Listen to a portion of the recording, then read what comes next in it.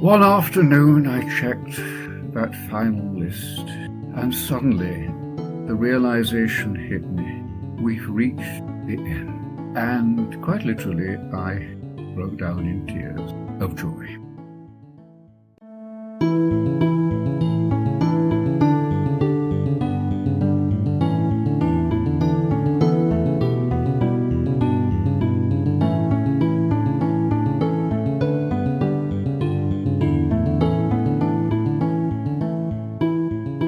Welcome to Lesche, a podcast on new ideas in ancient Greek studies.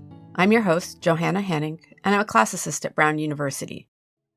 I'm just freshly back from the meetings in Philadelphia, so that was the Society of Classical Studies and the Archaeological Institute of America annual meetings. And on Sunday, I was part of a great workshop that reflected on the concept and state of what I think of as big books about classical antiquity. Those kinds of high-profile, ambitious books, which often, but not always, take a narrative approach to a big topic in the field, in which they are usually pitched to an audience beyond the profession. That workshop featured presentations by Rob Tempio, the Ancient World publisher at Princeton University Press, as well as by some once and future authors of big books. Tim Whitmarsh, Regius Professor of Greek at Cambridge and Lesche podcast alum, Daniel Padilla-Peralta, Associate Professor of Classics at Princeton, and Rachel Kauser, Professor of Greek and Roman Art and Archaeology at Brooklyn College and the CUNY Graduate Center, and another Lesche podcast alum. It was great to see so many people turn up for the workshop on the Sunday afternoon of the meetings, and I certainly left wanting to keep thinking about the sorts of issues that were raised. I'm also excited to get to work one day on a big book of my own. Speaking of big books, this episode is about a big book, or actually a big box set of two books, that's big in a different kind of way. On April 22nd of 2021, Cambridge University Press published the new Cambridge Greek Lexicon, a staggering work of classical scholarship and lexicography that was more than 2 decades in the making. The 2 volumes of the CGL run to over 1,500 pages, and as you'll be hearing here in my conversation with the editor-in-chief, James Diggle, the lexicon improves upon the LSJ in several important ways. This conversation was a bit of a personal one for me, since I owe the opportunity that I had to study classics at Cambridge, in particular at Queen's College, which I loved, largely to James. As you'll hear, I also remember speaking to James several times during my years in Cambridge, so 2006 to 10, about his work on the lexicon. Even though James showed an incredible amount of commitment to the project, sometimes his accounts of the work reminded me of Thomas Hardy's famous poem Little and Scott, which Hardy wrote upon the completion of that lexicon back in 1843. I'll read just a part of it here from the beginning so you get a sense of what I mean. Well, though it seems beyond our dreams, said Little to Scott, we've really got to the very end, all inked and penned, blotless and fair without turning a hair, this sultry summer day, A.D. 1843. I've often, I own, belched many a moan at undertaking it, and dreamt forsaking it. Yes, on to pie when the end loomed nigh, and friends said, you've as good as done, I almost wished we'd not begun. Even now, if people only knew my sinkings, as we slowly drew along through Kappa Lambda Mu, they'd be concerned at my misgiving. And it goes on from there. Happily, of course, the Cambridge Greek Lexicon, under James's stewardship, also reached its own finishing line. And the celebration around its publication was also considerable. And I've put some links in the show notes to some of the original publication events and high-profile reviews. I can only imagine how much 2 particular lines of that Hardy poem must also have resonated with James when he reached the end. So in the poem, after Scott speaks, we then hear this response. Little replied, well, that's past now. The job's done. Thank God anyhow. Silly poetry aside, I am delighted to be able to share with you this conversation with the editor-in-chief of a much more recent monument of classical scholarship, Professor James Diggle. James Diggle, CBE, FBA, is Professor Emeritus of Greek and Latin at the University of Cambridge and a Fellow of Queen's College, where he was Director of Studies in Classics for over 40 years. His publications include the Phaethon of Euripides, and that was a Cambridge Orange from 1970, the 3-volume Oxford Classical Text of Euripides, which appeared between 1981 and 1994, Studies on the Text of Euripides from 1981, The Textual Tradition of Euripides as Orestes from 1991, Euripidea, Collected Essays from 1994, Tragicorum, Graecorum, Fragmenta, Selecta from 1998, a Cambridge orange of Theophrastus's characters from 2004, and a green and yellow of the same text from 2022. James Diggle was university orator at Cambridge for 11 years and has published a selection of his speeches. He is also joint editor of the classical papers of A.E. Housman, joint author of Odysseus Unbound, The Search for Homer's Ithaca, and was, of course, editor-in-chief of the Cambridge Greek Lexicon. Just another quick note that, as ever, I've put a few references in the show notes. So now I'd like to welcome into the Lesche James Diggle. The next voice you'll be hearing is his. The lexicon was the brainchild of John Chadwick, who for many years was my colleague in Cambridge. John Chadwick is best known for his work on the Linear B script, that is, Mycenaean Greek.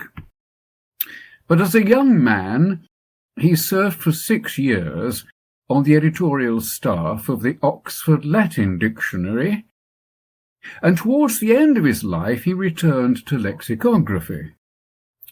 In his final work, Lexicographica Graeca, published in 1996, he demonstrated some of the inadequacies in Liddell and Scott's Greek-English lexicon. He did this by examining about 80 words and showing how the job could have been done so much better. And it was he, John Chadwick, who persuaded the Faculty Board of Classics in Cambridge in 1997 to oversee a project to revise the intermediate edition of Liddell and Scott's lexicon. So, what is Liddell and Scott? The original lexicon was published in 1843. It's been continuously revised. The last edition, the 9th, was published in sections between 1925 and 1940, revised and augmented throughout, as the title page has it, by Henry Stuart Jones. Hence the acronym by which the lexicon is generally known, LSJ. Meanwhile, in 1889, an abridged version was published, known as the Intermediate Lexicon. And this was based on the 7th edition of Liddell and Scott, which had been published 7 years earlier, in 1882. Now, this intermediate lexicon has been continuously in print for over 130 years, but it's never been revised. And yet, it has remained the lexicon most commonly used by students in English schools and universities. There is also still in print a smaller, abridged edition based on an even earlier edition of Liddell and Scott. So you've got a family of 3. There's Little Liddell, Middle Liddell, and Father Liddell, sometimes known as Great Scott. So, in 1997, John Chadwick proposed to the Faculty Board of Classics that it should oversee a project to revise the intermediate lexicon. The Faculty Board agreed, and in the following year established the Greek Lexicon Project, with financial support from John Chadwick and other sources. A former pupil of his was appointed its initial editor, and I was asked to chair an advisory committee, and it was hoped that the project might be completed within 5 years. This, remember, was 1998. So, here's an important question.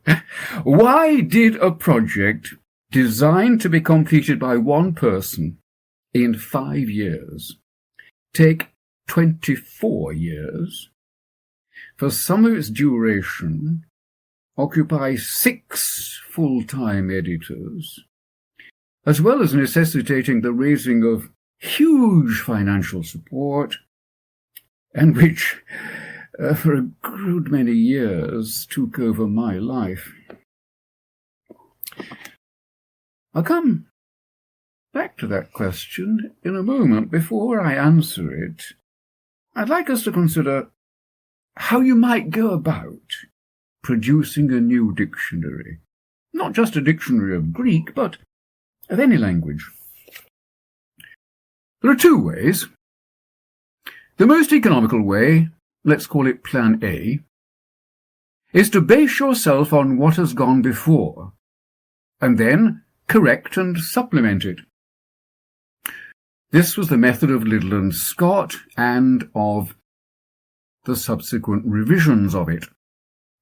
The first edition of Liddell and Scott of 1843 was based on Franz Passows Handwörterbuch der griechischen Sprache of 1831, which itself drew on Johann Schneider's Griechisch-Deutsch Wörterbuch of 1805-19.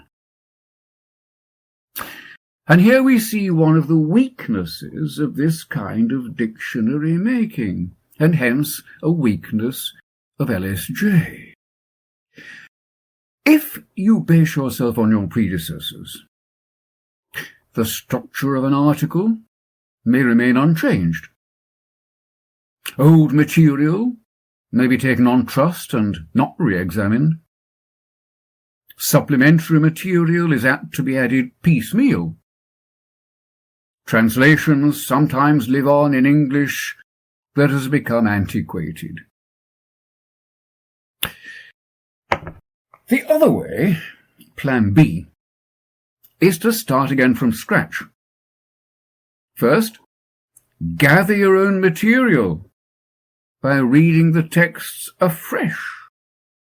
Enter the material on slips of paper, and then put the slips in order. This was the method of Dr. Johnson, whose Dictionary of the English Language was the product of his own unaided reading, though he needed 6 helpers to copy the quotations he'd marked in his books. And it took him 8 years. This was the method of the Oxford Latin Dictionary, which employed in all 17 editors over a period of 35 years. Above all, this was the method of the Oxford English Dictionary, which employed an army of volunteer readers and took 70 years. So now it's time to return to my question. Why did we take 24 years? Because as soon as work began, it became clear that the plan as originally conceived was unworkable. The intermediate lexicon of 1889 was even less satisfactory than we and John Chadwick had imagined. It could not be revised. Plan A. It would have to be completely rewritten. Plan B. Following John Chadwick's sudden death in 1998, the Faculty Board of Classics agreed that we should compile a new and independent lexicon. This would still be of intermediate size and designed primarily to meet the needs of modern students. But it would also be designed to be of interest to scholars, insofar as it would be based upon a fresh reading of the Greek texts, and on principles differing from those of Liddell and Scott. Well, thank you very much, James, for that presentation. It's a fascinating story and also tells us a lot about sort of issues with methodology and lexicography in general. I was wondering, on what principle did you decide which authors the new lexicon was to cover? How did you determine the chronological range and which authors would make it into the lemata, into the definitions? From Homer to Plutarch, we cover pretty well every word in the literature that survives. There are some exceptions. For example, for some authors we don't cover their fragments, and for some authors whose works are voluminous, we cover only the parts which students are likely to encounter. For example, take Aristotle. We cover only the Nicomachean and Eudemian ethics, the poetics, the politics, the rhetoric, and the constitution of Athens. For Plutarch, we cover the lives, but not the moralia. To have included the whole of the New Testament, in addition to Gospels and Acts, which we do cover, would have entailed the inclusion of a great amount of often difficult material which was best left to be covered by the specialized New Testament lexica which are already in existence. And we don't include epigraphic material or documentary papyri. We had to have an eye to cost, the availability of time, and the need to produce the kind of lexicon that would be of the greatest benefit to students. Affordability, serviceability, and portability. These were our watchwords. I think we've achieved all three. One of the main points that it seems that the lexicon differs from the LSJ is that in the definitions there aren't references to specific passages with quotations of specific passages in Greek, with illuminating examples. Was it for similar reasons that you made the choice not to do that, or what lay behind that? Yes, we don't give references to specific passages, such as Euripides Medea 243.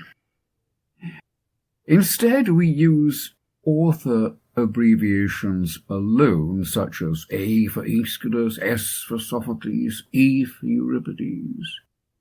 And, where appropriate, we use collective labels such as trag, for tragedy, if a word or usage is found in all three of those authors. And although we do give some illustrative Greek quotations, we don't give them in the way that Liddell and Scott do. The reason is this. If you quote a single, specific passage to illustrate a word or usage, you run the risk, by being so selective, of giving a partial or distorted picture. By omitting specific references and quotations, we gain a great deal of additional space for material of a more helpful kind. We can refer to a much wider range of passages, and we can give more information about the contexts. Well, that's very helpful and interesting. Could I ask whether once you come to terms with Plan B, that Plan B was the way to go, were these decisions about not including quotations or the chronological and authorial scope of the lexicon, were those ones that you made and which you held to, or did some of these principles evolve over the 24 years? Yes, we did make some modifications as we went along. And it may be that we made some mistakes. For example, we decided at the beginning that we would include Polybius. Polybius can be a rather tiresome author. There are a lot of words and locutions in Polybius that don't occur elsewhere. And Polybius has the extremely tiresome habit of using compound verbs in the sense of simple verbs, and even worse, double compound verbs in the sense of simple verbs. And once you've decided to include everything in Polybius, you've just got to include these sometimes not especially useful forms. There are certain authors it would have been good to include if we had had room. For example, we had to exclude the Greek anthology, because once again, in the Greek anthology, however important and interesting much of it is, there are an awful lot of words that occur only once, and they would again have taken up a very great amount of space. Well, you mentioned using these slips to compile the definitions. Could you maybe walk me through the process of what it looked like? So you have a word, maybe a difficult one, and we could come back to the question of which words were most difficult. So say poieo. So this is the task of someone to produce the entry for that. How do they begin, and what do these slips look like, and how are they filed? Do you mind just walking me a little bit through the process of work?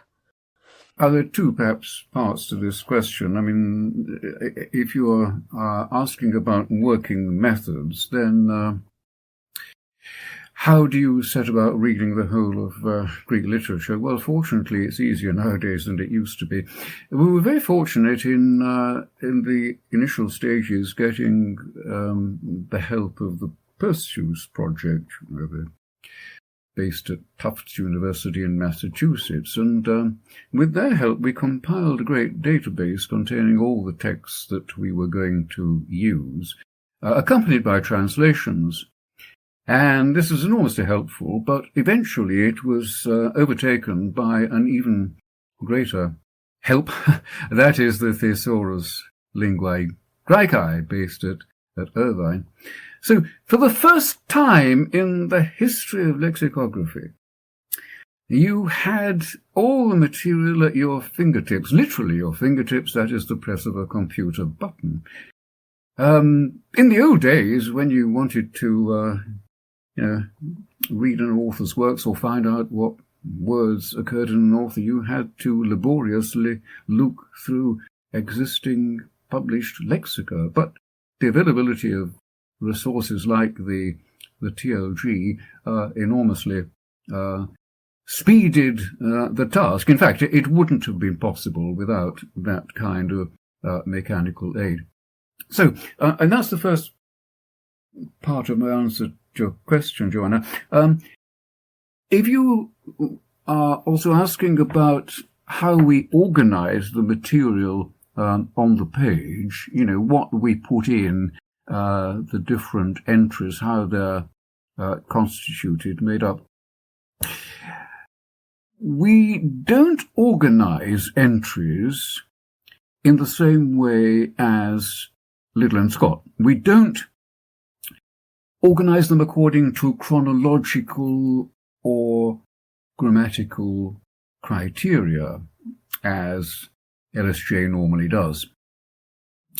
To put it another way, we don't automatically start with Homer, or with the active voice before getting on to the middle or passive, or put constructions with the accusative before constructions with the genitive or dative. Instead, we organize entries according to meaning. We aim to show the developing senses of words and the relationships between those senses. So we begin with the root sense of a word, and this root sense may well not appear in the earliest author who uses that word, but in a later author. And then, in numbered sections, we trace its different applications in the different contexts in which it appears. And for some longer entries, especially verbs, we give an introductory summary to show the reasoning behind the grouping or sequence of the numbered sections. And, where necessary, we give explanatory definitional phrases in addition to translations. You may ask, what's the difference between a definition and a translation?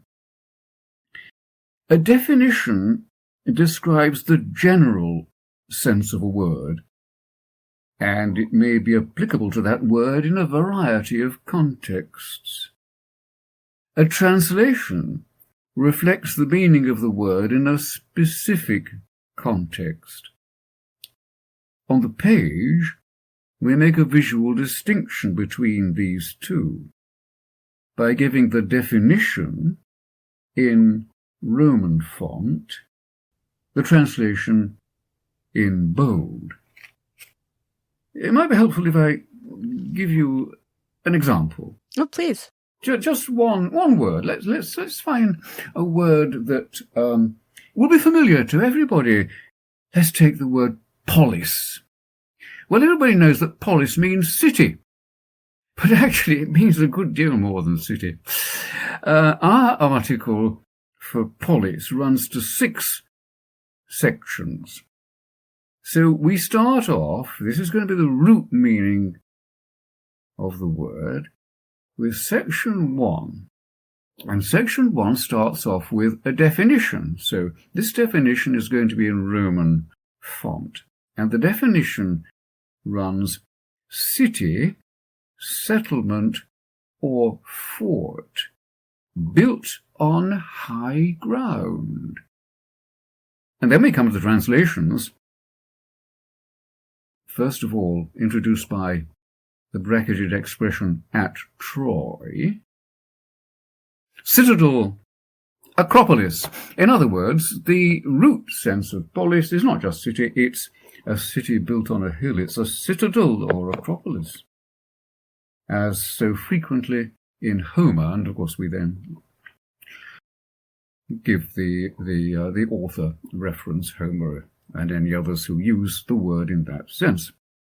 Then we come on to section 2. Here we don't actually need a definition. We go straight to the translation in bold font, city or town. But then we come to section 3, and section 3 starts off with a very long definition. Roman font. City as a political entity, in brackets, characterized in the classical period by political and legal autonomy, often with some degree of citizen participation in government, close brackets. So then we come to the translations in bold, city, state, or just state. And there's still more, there's section 4 to come, and here again we start with a bracketed phrase, reference to a person's origins or domicile, followed by the translations, native city, home city. And then we come to section 5, prefaced by the term gen, meaning in a general sense. Definition, inhabited region. Translations, territory, land. And finally, we come to a collective sense. So in brackets, collective, reference to the occupants of a city, close brackets, and now the translations, community, citizen body. Thank you. Could I ask how, I don't have it in front of me, James, but how long is that entry on the page? How, is it a column or so? Oh, no. After the definitions and the translations and the supplementary bracketed material that I gave you, we don't need to take up very much more space, which is simply going to be taken up by author tags. I'm just calling up the entry at the moment, and I can tell you exactly how much space it takes up on the page. Yes, here is polis, there we are. Yes, he takes up just over a third of a column. Well, that's a word that is so conceptually challenging, and one can imagine that defining city in an English dictionary also would be quite laborious. But I'm wondering, in terms of general categories, what did you find to be the most difficult kind of word to deal with? Verbs. Verbs are usually trickier than nouns, especially if they're common verbs with lots of applications. Again, let me take an example. A verb that everybody knows, the verb echo, one of the commonest Greek verbs. The basic senses of echo are have and hold. Our entry for this verb runs to 55 sections. This doesn't mean it has 55 different meanings, only that it has that many different applications of its basic meanings. With a verb like this, you need to provide the reader with signposts to show how you've organized the material, to show that you've organized the material in groups of senses, and that these groups follow logically one to another. So for many such verbs, we start with an introductory summary outlining the plan of the article.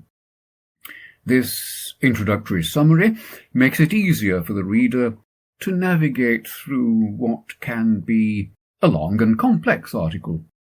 Liddell and Scott doesn't do this. The labyrinth of Minos was more easily penetrable than many an article of LSJ.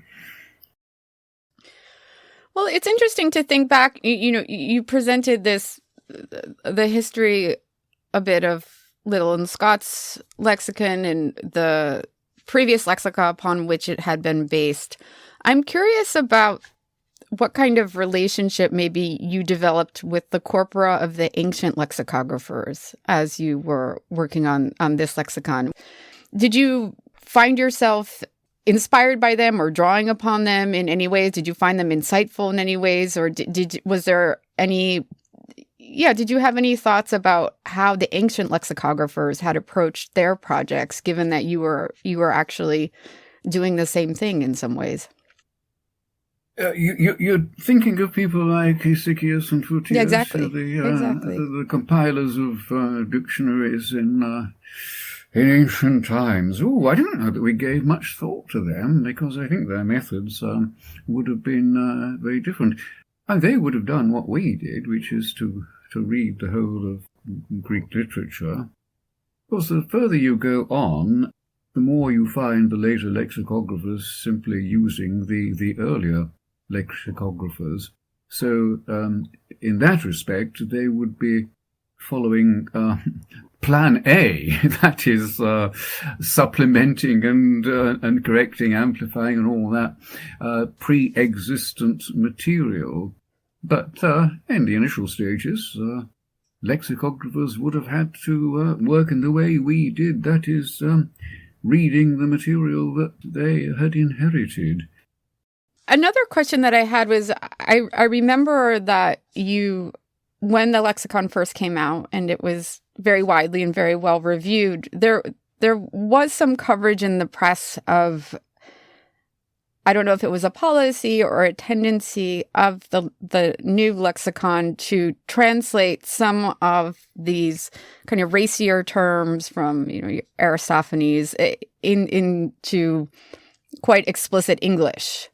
Do you mind just saying a few words about that choice and about the reception that it received? I remember in particular there was some discussion of the translation of the word chesdo, which incidentally survives exactly like that in modern Greek.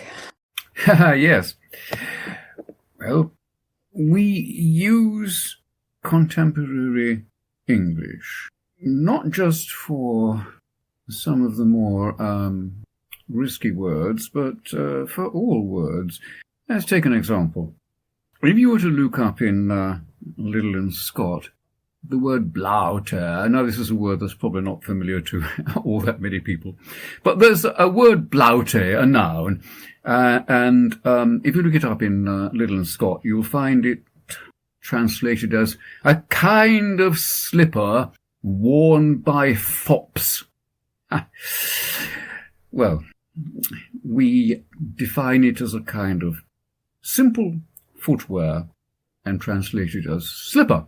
This is what the beginning of the symposium Socrates is described as wearing. Isn't that right? Oh, I'm sorry. It's familiar to more listeners and readers than I was thinking it was. Oh, good. Thanks for reminding me of that, Joanna.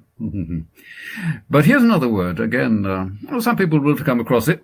Krokotos. You get it in Aristophanes, for example. Krokotos. You know what krokotos means? Well, according to Liddell and Scott, krokotos means a saffron-coloured robe worn by gay women. Oh, I can't have any of that, can we? So we just give a definition. We don't actually give a translation. We just define it as a saffron gown, brackets, worn by women. But then, what about the words that brought a blush to Victorian cheeks? Liddell and Scott could have claimed, in the words of Edward Gibbon, "My English is chaste, and all licentious passages are left in the obscurity of a learned language." But we decided to spare no blushes. The verb you mentioned, Joanna, chesdo, translated by Liddell and Scott as ease oneself, do one's need. Oh, well, we simply define it as to defecate, and we translate it as to shit. Then take a ruder verb, bineo. If you look at Liddell and Scott for bineo, you find it translated in Latin. Inere, coire, with the additional information that it refers to illicit intercourse, which is not actually quite true. Then an even ruder verb, lycasdo. Now, lycasdo is translated by Liddell and Scott as to wench. Not quite sure what to wench means, but anyway, we define it as to perform fellatio, and then we translate it by an expression which is so crude that I'd better leave it on the printed page. But here I can perhaps add a little anecdote. When the lexicon was about to be published, the Cambridge University Press it put out a press release to the newspapers and the magazines and booksellers. And I added to this press release a paragraph explaining that we use up-to-date contemporary English, and also that we extend this to the translation of words which our predecessors would not have translated as explicitly as we do. And I gave that verb that you mentioned, that I've just referred to myself, chesdo, as an example. Well, when the press got this press release, the first journalist to ring me up was a journalist from the Guardian newspaper. She was called Alison Flood, a well-known columnist.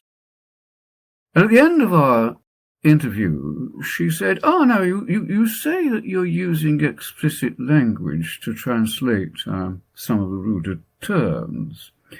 And you mentioned this verb, kedzo. And then you mentioned another one, lykazo. Oh, lykazo, I said. Yes, but you don't actually translate that. What would you give for your translation of this verb? I said, well, our translation, unfortunately, is an expression which I would never let pass my own lips, so I think I'll have to refer you to the lexicon for the translation of that. Oh, come on, she said. No, come on, you tell me how do you translate it then? She's getting more and more interested, you see. I said, no, well, I'd rather not. Oh, come on, you must translate it. How do you translate this verb then? Well, at this point I decided that I'd better give in, because otherwise I thought I'm going to forfeit her goodwill. So I found a compromise. I said, well, look, give me your email and I'll email you the translation. So I did that. A few days later, her column appeared in the Guardian newspaper, and it appeared under this banner headline, big bold letters, "Finally, in all its lewd glory, ancient Greek to make scholars blush." And this article by Alison Flood in The Guardian, it really opened the floodgates. Even the Times headed its article on the lexicon, "Lewd Greek Lexicon." I was really rather pleased with myself, I must say, because I deliberately dangled this bait, knowing that it would be picked up by the journalists, and they fell for it. And so it was. So it was. Well, James, this is all absolutely fascinating. I have to say, though, I'm interested in it. I think that maybe listeners will be. What was your? I guess I'm wondering if you could share a little bit of your emotional arc working on the lexicon over 24 years. I remember when I was a graduate student in Cambridge, and sometimes I would see you. There was a period in which you seemed a bit down. And that was because you were mired, I remember, in the letter kappa. And with all those verbs that begin kata. And I'm just wondering, was there ever a point where you thought maybe we won't be able to finish it? Maybe it is too much, the choice to go with plan B. And then I guess on the other side of it, what it was like to finally have this published and in the world. Yes, there were many occasions when I wondered whether we were ever going to finish the lexicon. I mentioned that we started off with just one editor. As soon as we changed to Plan B and decided that we would do something more ambitious, that is, compile a new lexicon, we had to consider taking on more staff, and so we appointed a second, and then sometime later a third, and then a fourth, and then eventually a fifth. About halfway through, or less than halfway through this process, as the magnitude of the task, even with increasing labour, an increasing labour force, became apparent, I then decided that I'd got to add myself to the team, not just as an advisor who had been reading everything that they had been writing, but as a full-time editor. So for 10 years or more, I spent all my time working on the lexicon, in the realization that if I didn't, we would never finish. And one problem that we had was finance. And if you've got 5 people working full-time on lexicon, that's 5 salaries. That's an awful lot of money. I mean, I exclude myself since I got my salary from other sources, but at one period there were 5 people working full time. So finance became a problem. We were extremely fortunate in receiving financial support from individuals and from institutions, but the longer we went on, the more money was needed. So this was an added burden on top of the work that had to be done. In fact, 3 years from the end of the project, when we had almost run out of money and didn't have much prospect of getting more, we had to reduce the workforce from 5 plus me to 1 plus me.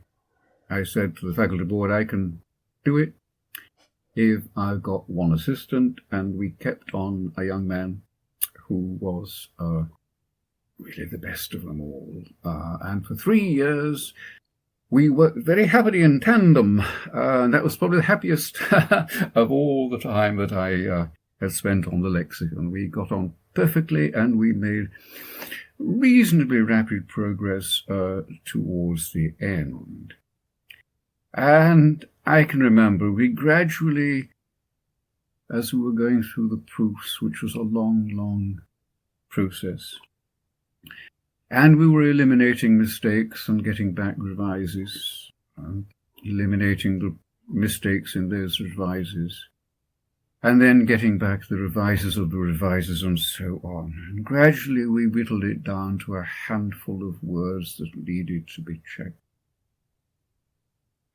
One afternoon I checked that final list, and suddenly the realization hit me.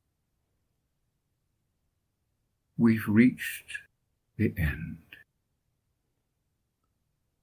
And quite literally, I broke down in tears of joy.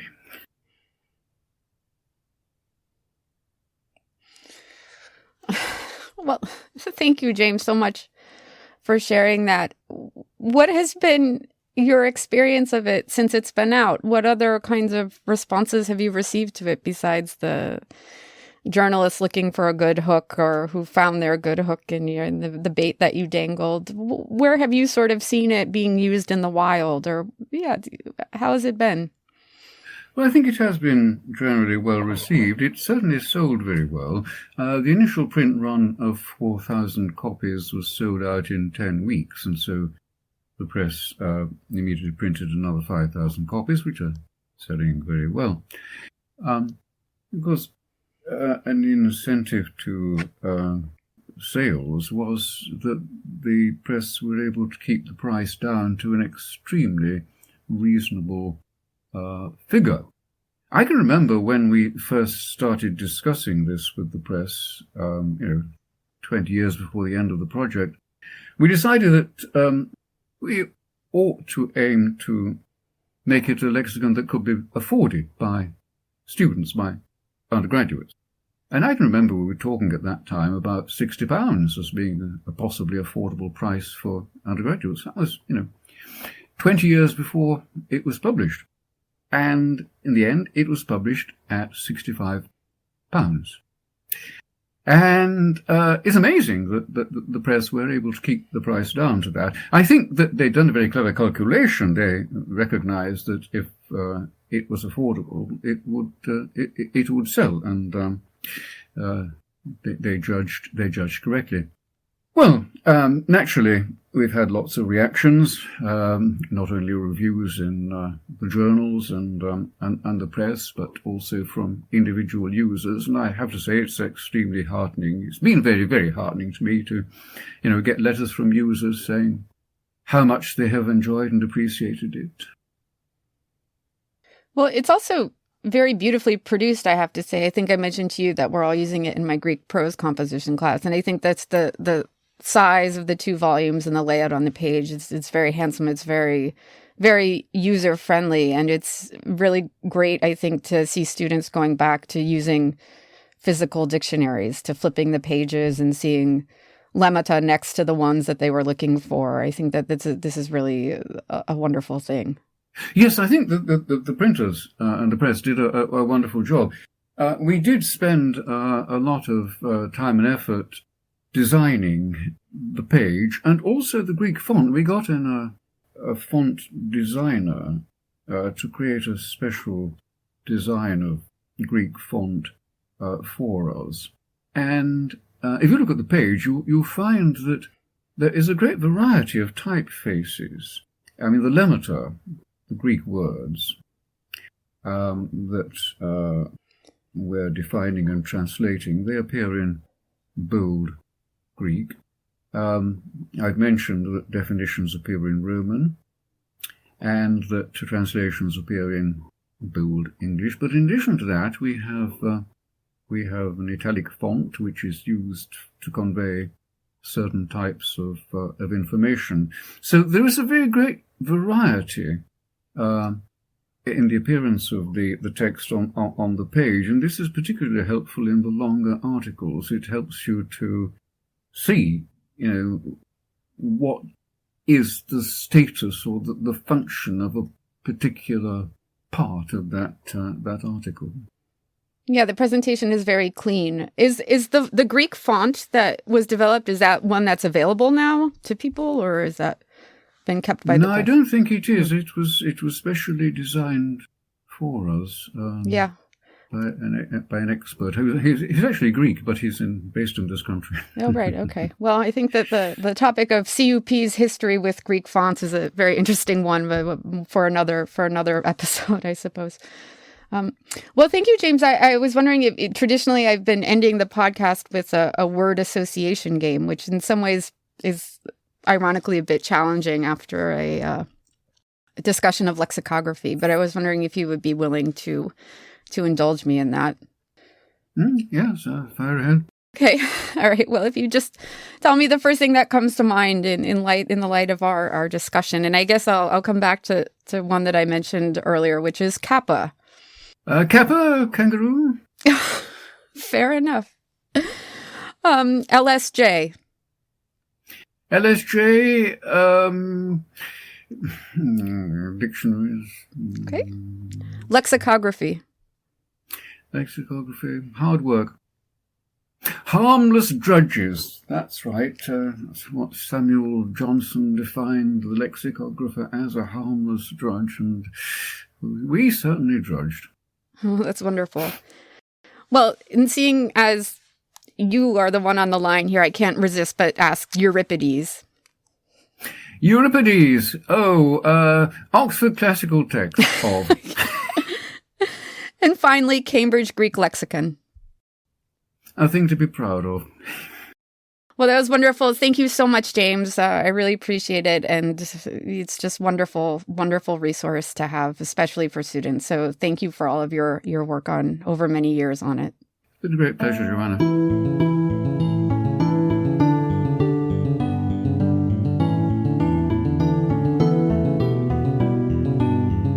Thank you for joining us for this episode of the Lesche podcast, and special thanks for their support of the podcast to the Brown University Department of Classics and the John Nicholas Brown Center for Advanced Study. Don't forget to subscribe to the podcast so you never miss an episode. And we'd be grateful if you take a moment to rate the podcast and leave a review. It will help other listeners to find us. We look forward to you joining us again soon here in the Lesche.